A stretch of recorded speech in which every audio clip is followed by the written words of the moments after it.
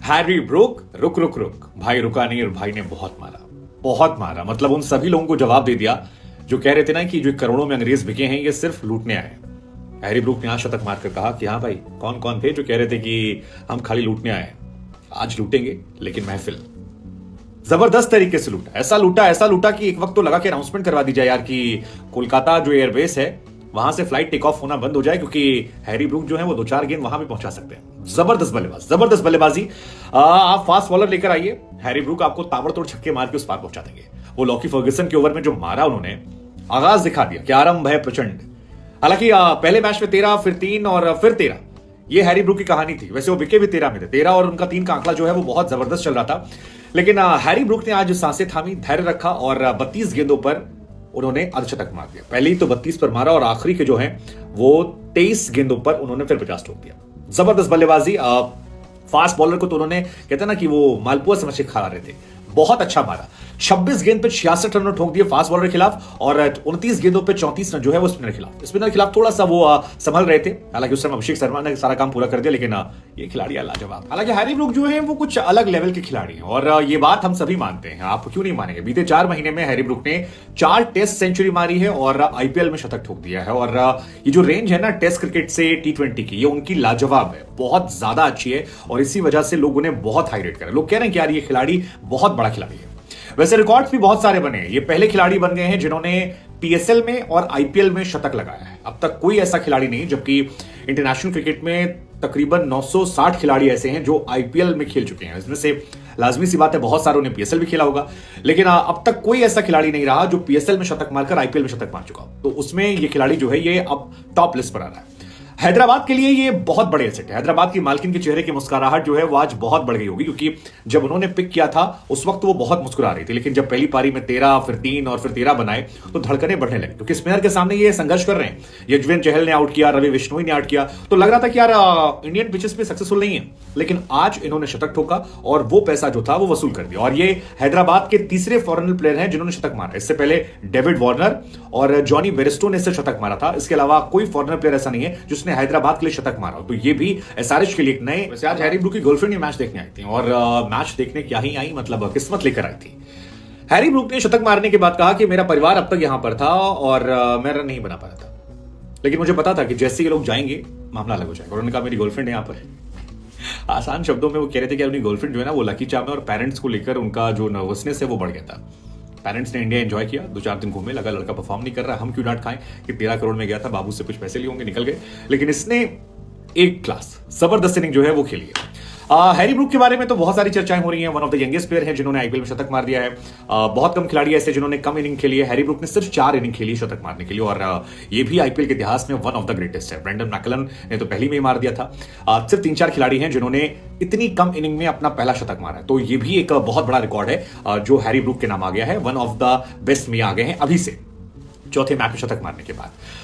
लेकिन आज मैच में कई और लोग भी हैं जिन्होंने महफिल लूटी। एक महफिल तो लूटी रिंकू सिंह ने, मतलब गाना था पल पल ना माने टिंकू जिया, लेकिन ये रिंकू जिया जो है ना छोटे पैकेट में बहुत बड़ा धमाका। जबरदस्त बल्लेबाजी, नॉट आउट लौटे, लड़ने का जज्बा जो है वो बहुत जबरदस्त है। और उससे पहले महफिल उठी थी नीतीश राणा ने, वो एक ओवर में जो 28 रन मारा था, मजा आ गया था वो ओवर देखे, कसम से दिल गार्डन हो गया था। कह रहा बात मैच से कर लेते हैं। मैच में हैदराबाद जो है वो पहले बल्लेबाजी करने आई। मयंक अग्रवाल और आपके हैरी ब्रूक जो है वो एक साथ ओपनिंग बैटिंग कर रहे थे। मयंक अग्रवाल चौथे ओवर में 40 के ऊपर स्कोर था, वो टुक टुक टुक टुक खेले थे, बहुत अच्छी बैटिंग उन्होंने की। तभी आंद्रे रसल ने आते ही उनका विकेट निकाल लिया और वो पहला विकेट था। आंद्रे रसल आज गेंदबाज के तौर पर बड़ी अच्छी गेंदबाजी कर रहे थे। बल्लेबाज के तौर पर आंद्रे रसल बहुत स्ट्रगल कर रहे हैं, उनके बल्ले से रन नहीं निकले और ये एक बहुत बड़ी वजह है कि क्या मैच क्यों आ रही है। लेकिन रसल के आउट होने के बाद राहुल त्रिपाठी जो है वो भी कोई खास कारनामा नहीं कर पाए और रसल की ही एक गेंद पर उनका भी विकेट गिर जाता है। 2 विकेट यहां पर महत्वपूर्ण गिर जाते हैं जो एक परेशानी का सबब बन जाते हैं केकेआर को लेकर। लेकिन इसके बाद शुरुआत होती है पावर हिटिंग की। एक्चुअली पावर हिटिंग किसे कहते हैं वो माकरम और हैरी ब्रूक ने दिखाया। एडम माकरम जो बहुत अच्छी बल्लेबाजी करके आए, इंटरनेशनल क्रिकेट में लगातार रन बना रहे, इस टीम में कप्तान है और मुझे लगता है कि इन दोनों खिलाड़ियों में जो हैदराबाद ने इन्वेस्टमेंट किया है ये लॉन्ग टर्म इन्वेस्टमेंट के लिहाज से बहुत अच्छा है, क्योंकि अभी इनके पास कई साल क्रिकेटिंग करियर है और जब भी रिटेन करना हो खिलाड़ियों को तो ये 2 खिलाड़ी वो पक्का रिटेन करने वाले हैं। एडम माकरम ने 26 गेंदों में 50 रन ठोके और बड़ी बात यह है कि सिर्फ 2 चौके मारे, लेकिन जब छक्कों की बात आ रही थी तो 1, 2, 3, 4, 5 छक्के मार दिए। जब वो आउट हुए उसके पहले अपना काम वो कर गए थे और बाकी जो काम था वो हैरी ब्रूक साइड। इसके बाद 24 साल और 53 दिन के हैरी ब्रूक ने अपना आईपीएल का पहला शतक मारा और नया रिकॉर्ड ये बनाया कि वो यंगेस्ट चौथे प्लेयर, इनसे ऊपर डेविड वार्नर हैं, डेविड मिलर हैं और एक खिलाड़ी और हैं क्विंटन डिकॉक जो टॉप पर है। 23 साल की उम्र में क्विंटन डिकॉक ने आईपीएल में शतक मार दिया था।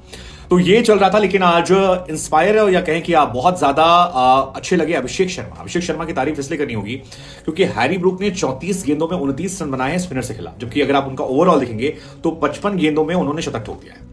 तो जब स्पिनर्स को लगाया गया, सुनील नरेन को, चक्रवर्ती को या फिर सुयश शर्मा को, उस time left hand batsman Abhishek Sharma जो हैं वो गार्ड ले रहे थे और उसका असर ये हुआ कि उन्होंने ताबड़तोड़ छक्के चौके मारे। खासतौर पर वरुण चक्रवर्ती को और सुयश को उन्होंने घेर में लिया। तेज गेंदबाज आता था तो हैरी ब्रूक रन बनाया करते थे, लेकिन स्पिनर्स के सामने हैरी ब्रूक संभल कर खेल रहे थे और बहुत धीरे धीरे वो रन बना रहे थे। 29 गेंद पर 34 रन जो है वो अपने आप में समझाने के लिए काफी है। इसके बाद जो विकेट कीपर आए उन्होंने भी आते ही ताबड़तोड़ शॉट्स लगाए और एक पहाड़ जैसा स्कोर जो है वो खड़ा कर दिया। हालांकि अभिषेक शर्मा को जब रसल ने आउट किया तो वो जो बॉल थी उसमें रसल को चोट लग गई और रसल को बाहर जाना पड़ा। अब आंद्रे रसल जो है वो केकेआर के बहुत बड़े एसेट हैं, लेकिन आज बाकी सारी गेंदबाज फीके नजर आए। वरुण चक्रवर्ती बहुत पिटे, सुयश बहुत पिटे, लॉकी फर्ग्यूसन पिटे, शार्दुल ने एक ओवर किया उसमें उनके रन गए, रसल ने विकेट ली लेकिन पिटाई बहुत हुई। केवल अगर आप 228 रन का पीछा करने उतरे हैं तो आपकी बल्लेबाजी यूनिट बहुत दमदार होनी चाहिए, आपको शुरुआत बहुत तगड़ी मिलनी चाहिए। लेकिन गुरबाज जो हैं आज फंस गए, शिकार हो गए भुवनेश्वर कुमार का। तीसरी बॉल पर भुवनेश्वर कुमार ने उन्हें चलता किया और ये बड़ा विकेट था क्योंकि 228 में आपको शुरुआत बहुत तगड़ी चाहिए। इसके बाद जो अगला विकेट था वो गिरा था वेंकटेश अय्यर का। वेंकटेश अय्यर ने धीमी पारी खेली, मैक्रो जॉनसन ने उन्हें 11 गेंदों में 10 रन बनाया था, आउट किया। एक नया एक्सपेरिमेंट किया गया सुनील नरेन को ऊपर भेजकर, लेकिन मैक्रो जॉनसन के ओवर में वो बहुत अच्छा ओवर था जिसमें एक बॉल पर ये आउट होते हैं वेंकटेश अय्यर और अगली बॉल पर आउट हो जाते हैं आपके सुनील नरेन। और अगर आप 20 रन पर 3 विकेट गिरा देते हैं तो आपकी टीम जो है वो सडनली गिर जाती है, बहुत तगड़ी गिर जाती है। और भुवनेश्वर और मैक्रो की जो पहले 4 ओवर है वो बहुत अच्छे तगड़े थे। हालांकि इसके बाद एक ओवर आता है उमरान मलिक का। अब कई बार मुझे लगता है कि उमरान मलिक जो है वो बड़ा सोच कर आते हैं कि यार मैं एक गेंद जो है वो 149 या 150 फेंक दूंगा 150 के आसपास, वो 1 लाख रुपए का चेक जो है वो मेरा बन जाएगा, बाकी देखा जाएगा। और वही देखने को मिला।